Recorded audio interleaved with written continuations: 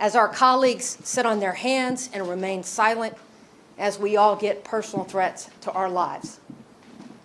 When people show you that they are more concerned with keeping the job than doing the job, you know that they are not worthy of public service. We as Democrats are standing up to ensure that the voices of every voter is lifted up in this next election cycle and that the next election is not stolen from them.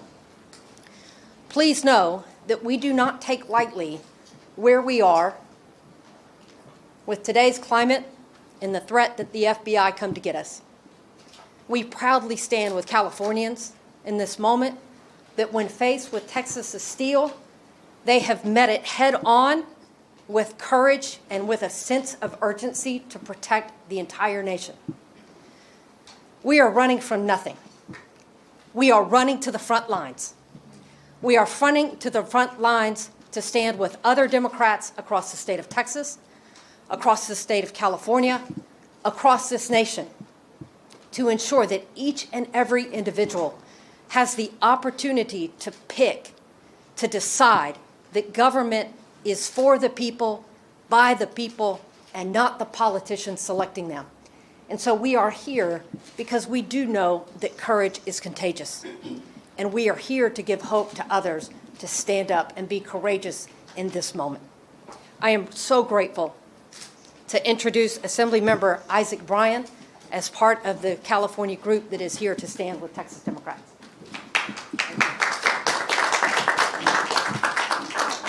Thank you all for being here. I want to thank Representative Johnson and all of the members of the Texas delegation for their bravery and their courage. They are the example of what it means to be the best of America, the best of Texas. And we have your back here in California. I want to thank Governor Gavin Newsom for stepping into this moment with so much courage and so much strength. It takes a certain type of fortitude to stand up and say very plainly that we have had enough.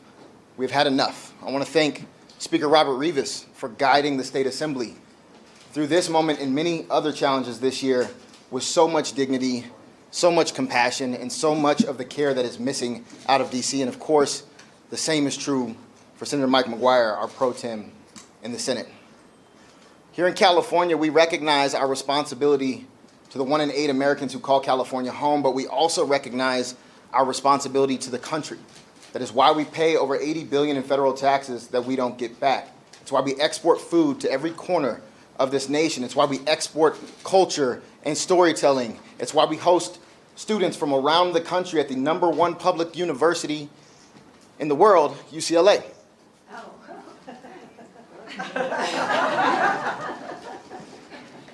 And right now, California has a responsibility to our democracy. What is happening in Texas, what is being pushed out by the Trump administration beyond Texas, is something we thought we would never see, where people's lives, their representation, their participation is willingly stifled, violently stifled, in plans that did not include public opinion, that did not include public participation, and had a pure political goal. And that goal was to consolidate power for this authoritarian in the White House. California cannot sit back and just let that happen. We have a responsibility to step up, and we're going to step up. And that doesn't mean we are abandoning our values. While I chaired the Elections Committee, we proposed independent redistricting commissions for every level of California government, and it was opposed by every single Republican.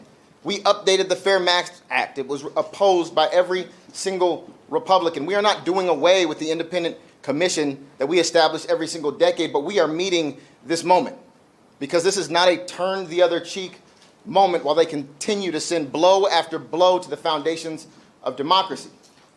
Where I'm from in Los Angeles, when they go low, we squabble up. I had the great pleasure of seeing John Lewis several times before he passed away. And he always said the same thing in every single room I was in with him. He said, if you see something that is not right, that is not fair, that is not just, you have a moral responsibility to do something about it. And that is what has brought us here today. And I have the great privilege of introducing the chair of the Senate Elections Committee, my colleague and my friend, Sabrina Cervantes.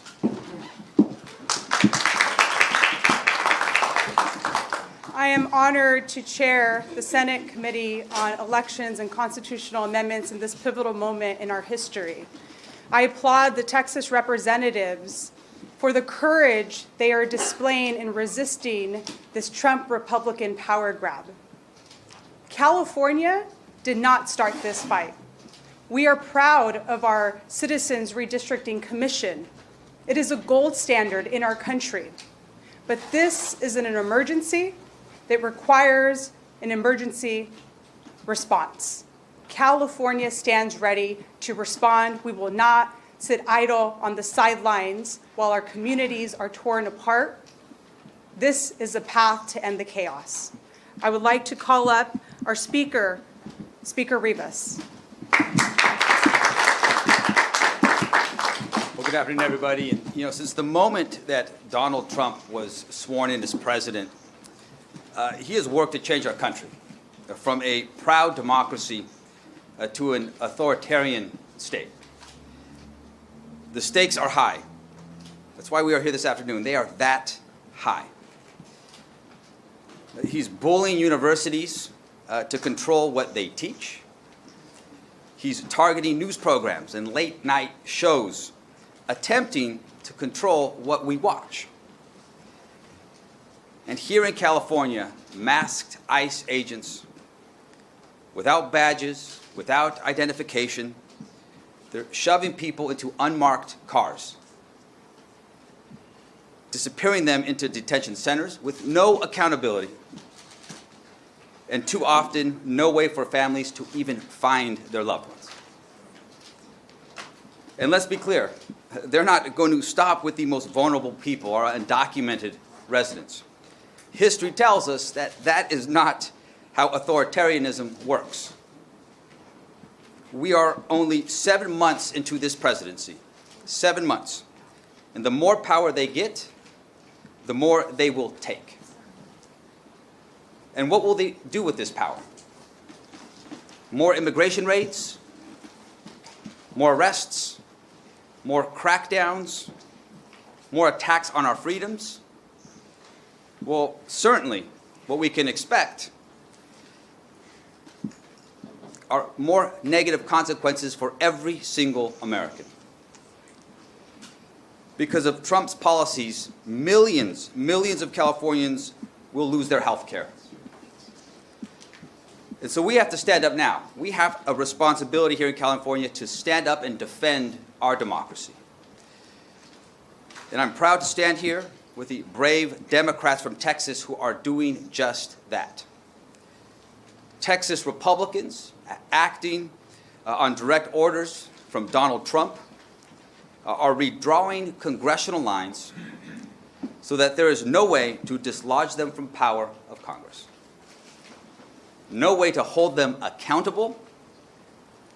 No way to prevent them from doing whatever they want. Well, as Californians, we're here to say absolutely not.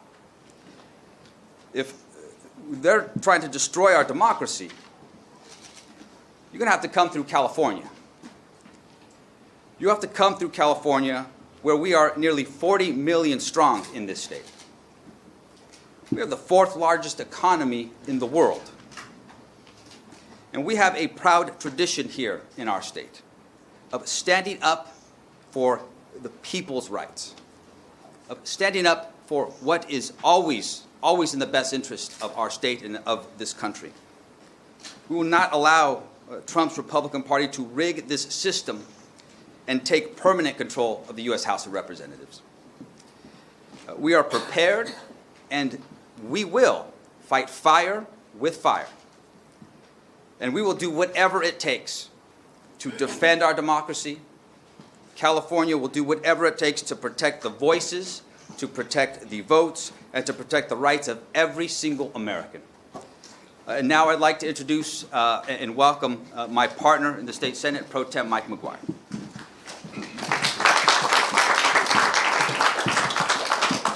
Good afternoon. Thank you all for being here. I want to take a moment to say thank you so much to Speaker Rivas. I'd like to acknowledge California's governor, thank him for his leadership, being so bold on this issue.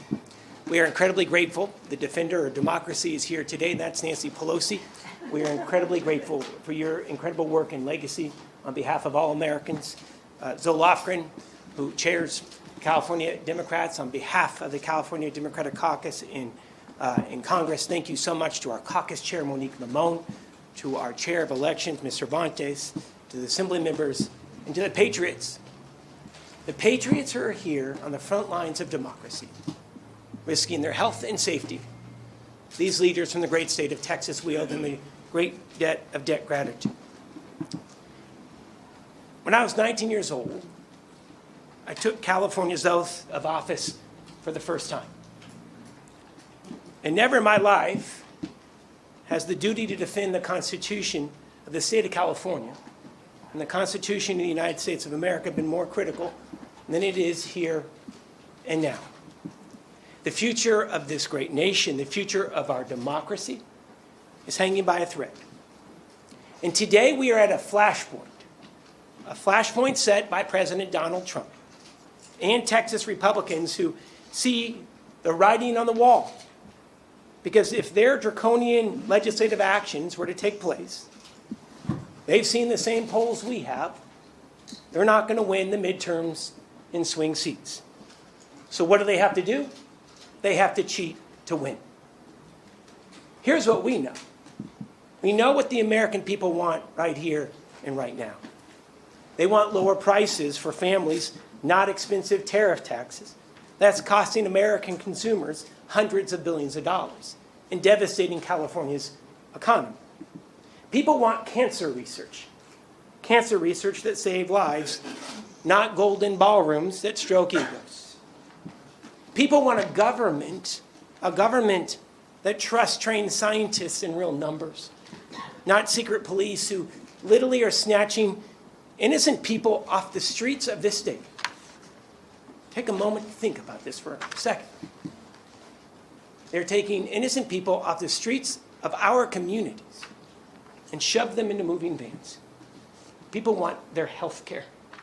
They don't want tax cuts for billionaires. So in order to win, Donald Trump has to cheat. And they've come up with this cynical ploy in Texas to be able to redraw congressional maps, to silence working voters, to silence Latino and black voters, and to prop up an authoritarian presidency that is rotten to its core. All of us here, we've taken that same oath of office, and I don't mean to get emotional about it, but it's incredibly personal to each and every one of us. And that's why if Texas moves forward with this action, California has to be prepared to respond. It is our sacred responsibility to California, to our country, and we know that there is no bottom to Trump's dystopian plan. I'm firm in my belief that if the legislature puts a redistricting initiative on the ballot, I believe the people of the Golden State will do the right thing. I trust the voters of California more than I would ever trust Trump and his lackeys in Texas. You know, I've heard it mentioned before. Two wrongs don't make a right. The response that we have to be prepared for is not a wrong. It's not a wrong to stand up for the Constitution of this state and for the Constitution of the United States of America in the face of those who would destroy it for their own personal power and profit. It's not wrong to stand up to the billions in cuts that the president is proposing to health care here in California, to education, to our university system. Letting people vote is the right way to go about it. So is national redistricting. It leads to independent maps all across the country, and it's wonderful to see the Republican congressional members in the state starting to see the light that Democrats have had for decades. I want to end it right here with this. We've had the honor to be able to talk with several of our colleagues from Texas who described that they're being tracked by the FBI. Leaders in the state of Texas are being tracked by the FBI. They're facing bomb threats, death threats, and that is after what we saw in Minnesota just 2 months ago. Republicans, Donald Trump, Greg Abbott, Texas Republican leaders, they have the power to stop the threats, to stop all of this. And that's the questions that the media should be asking. Why aren't they stopping this? Republicans in California also have the responsibility to see that their Republican leaders do just that. This isn't a fight. This is not a fight that California picked. But it's also not a fight that we are going to run from. When times are tough, you run towards the wildfire. And that's what we're going to be prepared to do. This country is hanging by a thread as we know it. We have the duty to protect it with an ironclad commitment that we all swore before God. It is now my honor to introduce Zoe Lofgren, who has been instrumental in this process. She is the chair, the elected chair of the California Democratic Congressional Delegation. Can we please give her a warm welcome? Well, thank you very much, Mike. You know, the California Democratic Delegation has been long in favor of independent citizens commission. In fact, the commission drew our lines. We are not allowed to give them any input, and that was fine with us. I am the author of a bill in the House to require independent commissions in every state. And when Democrats were in the majority, and we had Ms. Pelosi as our speaker, we passed a bill that included independent commissions in every state. We did not get a single Republican vote for that, and the Republicans blocked it in the U.S. Senate. So we're not here trying to change or rig the system. We're here because Donald Trump and his Republican cohorts are trying to rig the system. They know that what they've done to the American people is deeply unpopular. They know that because of what they've done, stripping health care for more than 17 million Americans, to give tax cuts to billionaires, hurting California by increasing pollution, by stripping education funds, by stripping nutrition programs from the needy. That is very unpopular, and we cannot allow these elections to be rigged without a response. Now, the Democrats in California are happy with all our districts just as they are, but when we saw that Texas was going to create the most segregated map in Texas since the 60s to eliminate all of the minority districts that they could so that they could create 5 Republican districts, we said, could we create a map that eliminated 5 Republican districts, but that was true to the Voting Rights Act? And we found that we could. And so as we went through the details of the possibilities, I'm happy to report that every single member of the California delegation is willing to support a plan to do that. We cannot stand here. We cannot stand here and just shrug as Trump and the Republicans try and rig the rules so they can avoid responsibility for the damage that they have done to this country. We need a break on them, and we can get it in the midterm elections. I'll tell you, when we were in the majority, we didn't strip health care from Americans. We provided health care with the Affordable Care Act, and the mastermind of that is someone I'd like to introduce next, the most effective speaker in the history of the United States, Nancy Pelosi.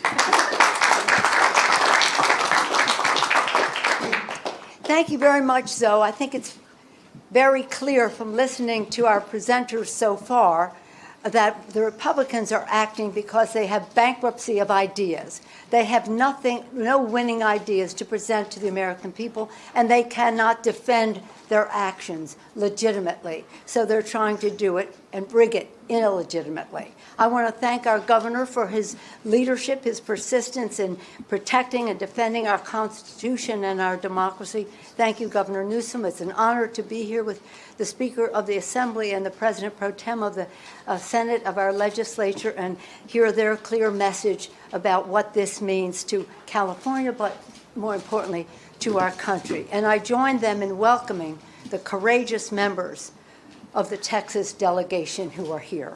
We thank you not only for your courage, but for your patriotism. For your patriotism. I've said to you before, at the beginning of our country, Thomas Paine said, The times have found us. Times found them to form a new country, to write a constitution, and the rest, thank God, they made it amendable. And now the times found Lincoln, then found Lincoln to save that country, the unity of that country. And now the times have found all of us, and especially our Texas delegation, to save our Constitution. I'm from Maryland originally, and I'm very proud that the national anthem was written there. And my favorite line in the anthem is, "Proof through the night that our flag was still there."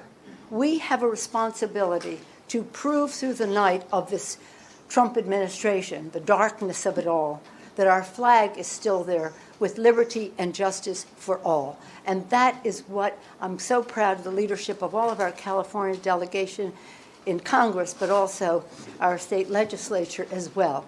Zoe Lofgren has led the way as the leader of our House Democrats from California in the unity that she mentioned about our delegation. And this is something that we're unified on to honor our oath of office to protect and defend the Constitution of the United States. The president has paved over the Rose Garden. He's paved over freedom of speech. He's paved over freedom of education. The list goes on and on. Independent judiciary, rule of law, pave it over. But we will not let, he's gone too far, and we will not let him pave over free and fair elections in our country, starting with what he's trying to do in Texas, countering that. So this isn't two wrongs, or as was mentioned, it's not a wrong in what we're doing. This is self-defense for our democracy. They have hit out at our democracy, and we are here to defend it. I thank again our Texans for their leadership, for their courage, most of all for their patriotism. And now I'm very pleased to yield to our distinguished leader in all of this effort, someone who was right out there right from the start, who brings us together, making us so very proud, our Governor Gavin Newsom. Thank you. Let me thank everybody for taking the time to be here, and let me welcome all of you to Governor Ronald Reagan's home. Reminded of Governor Reagan's last speech in the Oval Office, where he talked about the life force of new Americans. He talked about Lady Liberty's torch. And here we are, fast forward decades later, appropriately with a portrait of Ronald Reagan looking down on the President of the United States of America, Donald Trump, who's trying to light a torch on democracy. He's trying to roll back the last half century. He wants to put America in reverse on LGBT rights, on voting rights, civil rights, on the rights of women and girls. We're here in that light at this profound and consequential moment. And we're here with 6 courageous leaders, as they've been described, from the Texas delegation. It is my privilege to have had now 2 delegations visit from Texas. And it's my honor to welcome all of you and to thank you for your courage. Thank you for faith and devotion to the cause that unites all of us across this country, regardless of party. And that are the enduring principles of our founding fathers. You know, we talked about the 249th anniversary of those principles. Next year, we'll celebrate the 250th anniversary of those enduring principles, the best of the Roman Republic and Greek democracy, a system of co-equal branches of government. This notion of a system of checks and balances, popular sovereignty, all of that on the line, all of that at risk. And so I'm very sober and mindful of this moment. And as a consequence, we have taken our relationship to this moment very, very seriously.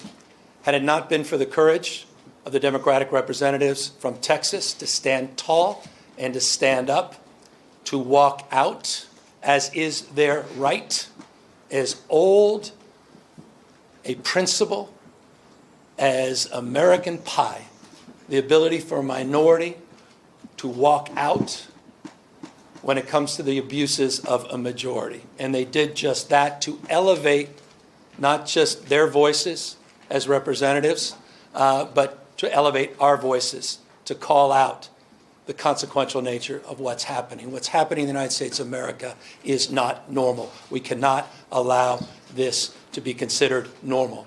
please don't say it's surprising. When you say something is no longer surprising, you normalize it. This is shocking, what's happened. You heard Representative Johnson say it very powerfully and very clearly. And what more evidence did you need? You saw this take shape after Donald Trump tried to wreck the democracy after January 6th, where he dialed for 12,000 votes in Georgia. By a courageous leadership, regardless of party, that stood up against that tyranny. Now he's dialing up for seats. He called Greg Abbott, who doesn't have the courage, doesn't have the backbone, doesn't have the consciousness of the consequences of his action. And he has rolled over and he said, yes, sir, and they're trying to dial now for new seats for precisely the reason that Speaker Pelosi and others have represented. They will lose in the midterms. He knows it. Why else would he make that phone call? His agenda's failing. This presidency is failing. He knows the headwinds in a midterm. He's dialing for seats. Not only did he dial for 5 seats in Texas, he just sent his vice president, the vice president of the United States, not to console those 137 families whose lives were torn asunder because they lost loved ones to the floods. By the way, 3 members of my community in Marin County, Mark and Sarah and Johnny Walker, 14 years old, died in the flood. Mark, 50 years old. Sarah, same age. Family, friends. We were at their memorial yesterday. Vice President come to console the family members of the lives lost. He went to Indiana to continue to try to rig the election. We have a special election in Texas. You'd think that's all they'd be focused on. 37 kids dying in those floods. But they're focused on this, a power grab. And it's not limited to Texas and Indiana. You've seen what's happening in Florida. You've seen what's happening in Ohio and other states. So we have got to step up. Our state of mind is about accountability, responsibility. Again, taking this moment seriously. What is our relationship to this moment? And we recognize we have agency. We're not bystanders. That we can shape the future. Decisions, not conditions. And so we choose to be held to a higher level of accountability. It wasn't our decision to be here. It's reaction to. We are trying to defend democracy as opposed to see it destroyed district by district. And we will stand firm and we will stand tall. And perhaps the expression today is the expression of unity. That's what we're trying to communicate. You have congressional representatives here, the leader of our congressional delegation. They are unanimous in their support of moving in this direction. You have the Speaker and the pro tem, and they strong support of their caucuses. And leaders of critical committees and caucus are here to express support. We are moving forward. Make no mistake. California is moving forward as a state that's larger than 21 state populations combined. We are not a small, isolated state. State larger than 21 populations combined. We tried to play by a higher set of standards and rules with our independent redistricting, and we believe in that. And we are not talking about eliminating that commission. We are talking about emergency measures to respond to what's happening in Texas, and we will nullify what happens in Texas. We will pick up 5 seats with the consent of the people, and that's the difference between the approach we're taking and the approach they're taking. We're doing it on a temporary basis. We're doing it in a fully transparent way, and we're doing it by asking the people of the state of California for their consent and support. Mark that stark contrast to what's happening in Texas and other states. We are resolved and we are aligned in this strategy. And I'm deeply, in closing, grateful for the leadership that's assembled here today. In unprecedented time, required an unprecedented approach, an unprecedented leadership to build the kind of consensus that we believe we have. We have till August 22nd. With the leadership behind me, they will get this on the ballot. We're calling for a special election. That'll be the first week of November. It will coincide with many other municipal elections. We will raise an unprecedented amount of attention, and we will garner an unprecedented amount of support because people understand what's at stake. Final words.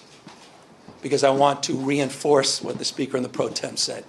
You have people disappearing in the state of California, quite literally disappearing. Warrantless search, people literally being taken from the streets. I don't think this, I know it. 16-year-old kid whose mom and dad working 20 years at the same packing facility, 16-year-old didn't even know how to get back into his own home because mom and dad disappeared going to work. Young child had no brothers and sisters. That's Trump's America. That's happening as we speak. The Guard has been federalized. And by the way, Donald Trump is continuing to federalize the National Guard through the election. Pause and consider what that may mean. There is nothing normal about this.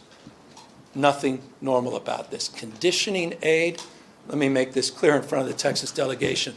I am proud, and thank you to Isaac Bryan, $83.1 billion more we provided the federal government in federal taxes than we received.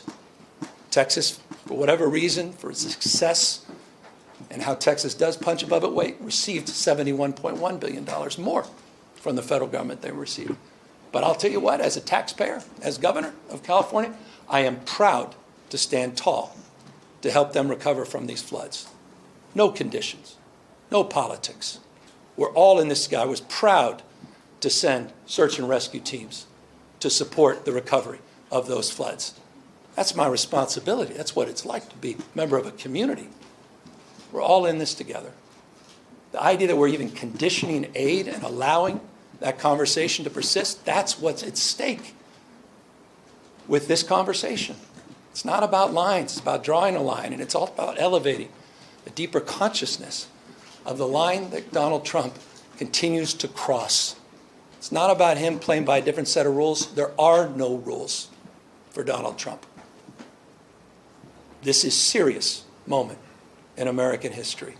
And so we are here to meet this moment head on.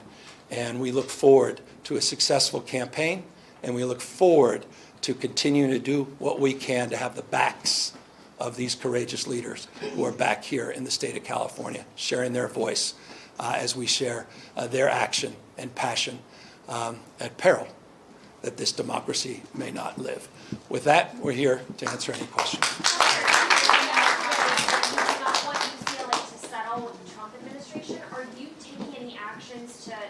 Yeah, we'll sue. I mean, this is a separate topic, but it's not necessarily disconnected from this topic. Donald Trump today is trying to silence academic freedom. He's attacking one of the most important public institutions in the United States of America, one of the finest institutions of higher learning in the world, one of the great research institutions in this country, one of the reasons California is the tentpole of the U.S. economy, one of the reasons we have more scientists, engineers, more Nobel laureates than any other state in this nation. He has threatened us through extortion with a $1 billion fine unless we do his bidding. So as long as I'm governor, I will stand tall and push back against that. And I believe every member of California legislature feels the same way. We will not be complicit in this kind of attack on academic freedom on this extraordinary public institution. We are not like some of those other institutions that have followed a different path. Governor, given the timeline that you've mentioned on the special election, it sounds like the California legislature will have 5 days to basically set the election. When will the maps be released to give the public ample time to at least review them? Well, that's a question for all of our folks here, but bottom line, it's going to be in their ballot box. It's going to be on their ballot. So it's about as transparent as it gets. I have not been privy to the map. I'm mapping out a strategy to make this successful. I have not looked at any maps. I told you that yesterday, told you that last week, and that continues to be the case today. As it relates to that map and that process that's going through, by the way, it's very transparent because these are familiar maps. The independent redistricting has taken over 10,000 hours of testimony and public comment over the years, and they've bandied about many of these maps that have been seen before. So it's a very familiar process. It's not a very complicated process. It may appear to be, but it's not. But the process we want to make very transparent. And that's the idea of putting the maps on the ballot. And that was something for me was a red line. And it's something that I think is foundational in terms of this effort. So does it not matter what people think in the 5 days that the legislature has the time? I mean, this is for really legislative leaders. Is 5 days an adequate enough time for the public to review what you will present to them on the ballot? So I can tell you this, Ashley, that maps we anticipate will be available next week. Our work began with the work that was already done, as the governor just mentioned, by our independent redistricting commission. Once these maps are released, voters will have the opportunity to digest these maps, review them for weeks and months leading to this election. If there is another state with a more transparent process where voters will get the ultimate say in these new maps, please let me know what it is, or if there's a state doing it, because we are going above and beyond to ensure that, one, we are protecting the Voting Rights Act, and that we are sending the voices of our most vulnerable to Washington, D.C. But when it comes to the maps, we anticipate these maps to be available next week. Governor, I have a question. How can you guarantee to Californians this will be a one-time exception with the Independent Redistricting Commission? If you're in a gerrymandering arms race, what makes you confident this is the only time you'll ask them? Well, I'd say we want to do it for the 26, 28, and 30 ballots, just for congressional representatives alone. We want to provide that opportunity to the voters. They'll make that decision, and they'll decide that direction. We want to maintain the framework of the Independent Redistricting Commission, which I've long supported. We believe, as the Lofgren believes, as the author of the legislation that only Democrats signed. I'll repeat that because it needs to be repeated. The Democratic Party is on record supporting national independent redistricting. The Democratic Party is on record. The Republican Party is nowhere to be found on that. But we're not going to unilaterally disarm in the state of California. We tried to lead by example with the Independent Redistricting Commission. And we are looking at temporary measures. And that is my intent, and that is the direction that ultimately will be made by the public. I have a question for the Texas reps. What's your reaction to your Attorney General suing you guys today for leaving the state? I mean, it just follows the long line of threats, right? I mean, we can tell they're desperate. I mean, they are throwing everything at us that they can. The loss of leadership, the financial ruin, the threats that they are putting out into their group. And then, of course, my colleague here, they have filed litigation to try to vacate seats. They are trying to overturn the will of the electorate before a time as said, because they are afraid of the voters. Not only do they want to take out 5 congressional seats and steal them, they now want to take out the representatives that are actually standing up against them, attempting to rig the next election cycle. Duly elected representatives out of Texas that have elected us to be here today to break quorum per our Constitution because we know that the majority has gone off the rails. I'm State Representative Gina Hinojosa, and I'm one of the legislators in Texas who is facing a threat by our Attorney General to be removed. You should know, just 2 days ago, I checked in with my office. We had 700 calls on this bill proposing a new map. It hasn't even been out a week for the public to see. 4 were opposed. The rest were all in support of my breaking quorum. I'm doing exactly what my constituents want, and it is shameful for our governor or for our attorney general to try to remove a duly elected representative of the people from office, but it is in keeping with what is happening in this grander scheme of these Trump maps to try to rig the 2026 midterms. The response to Governor Abbott saying he'll continue to call special sessions until you return. So that's his decision. That's the benefit of who you elect for governor. We are breaking and doing everything we can to break this quorum. We have 137 at least. We are missing 2 more individuals out of Central Texas. We have been there for 2 weeks waiting to address that issue. They only put 1 bill up for us to debate in the House, and it was redistricting. We have an arrest warrant for us to go back to Texas for 1 bill only. They don't want us to come back for flooding. They are using those families as a distraction. The governor can write a check right now to try to start the process. And so it's his decision what's valuable to him. Does he want to have us come back and address flooding, to address the issue of school testing, to address human trafficking, to address the infrastructure in our courts? We will gladly show up. So you're going to find out, the people of Texas, who he plays for. Is he going to call us back for you, or is he going to call us back to do Trump's bidding? Are you prepared to stay out of the state through even the filing deadline in December, if that's what it takes to stop a redraw of the 2026 map? So we take this fight one day at a time. We fight to win today, and tomorrow we assess and take it on. Then I'm reminded of a quote by one of our wonderful governors of the past, Ann Richards, and she said, "The here and now is all we have, and if we play it right, it's all we need." And that is what is happening here today. We're about to play it right. Thank you. Question for the governor. If California redraws districts for Democrats to try to fix needs, that would only cancel out what Texas is doing, but Republican-led states, including Florida, Ohio, Missouri, and Indiana, will or are considering redrawing their own lines, and Democrats don't control enough states or have enough districts to pick up to counter that. So, given that math, why go through with trying to bypass the independent district? Well, these guys are ruthless on the other side, so I concur. That said, we can control what we can control. It's not what happens, it's what we do in response to what happens. Here's what we can do in response. There's other states that can act not dissimilarly to California, but none can act, I guess, with the scale and scope that we can. So that would be my response. It's always the right thing to do the right thing. It's always the right time to do the right thing. And our response is what we can control, and we can encourage others through the power of emulation to consider the approach that we've taken based upon their unique circumstances. Most states don't have independent redistricting. Many states have supermajorities in their legislature. There are a number of other states, as you know, that are considering democratically led states and not just Republican-led states that are considering similar actions, but we're not going to unilaterally disarm.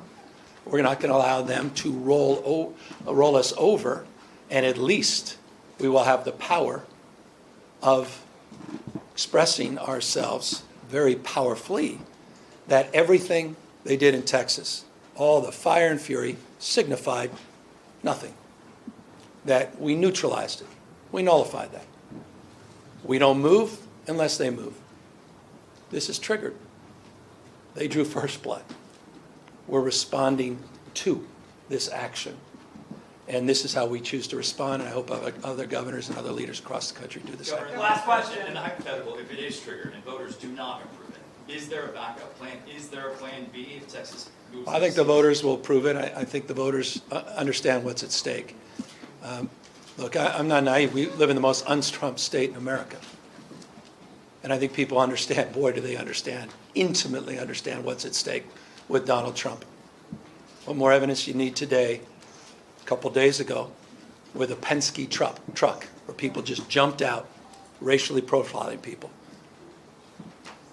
Look at what just happened at UCLA. What more evidence do we need? And so I think I have all the confidence in the world, the wisdom of the voters of this great state. And I'm not just talking about Democrats. I'm not just talking about independents. We believe in independent redistricting. That will be on the ballot. We believe it should be nationalized. That will be on the ballot.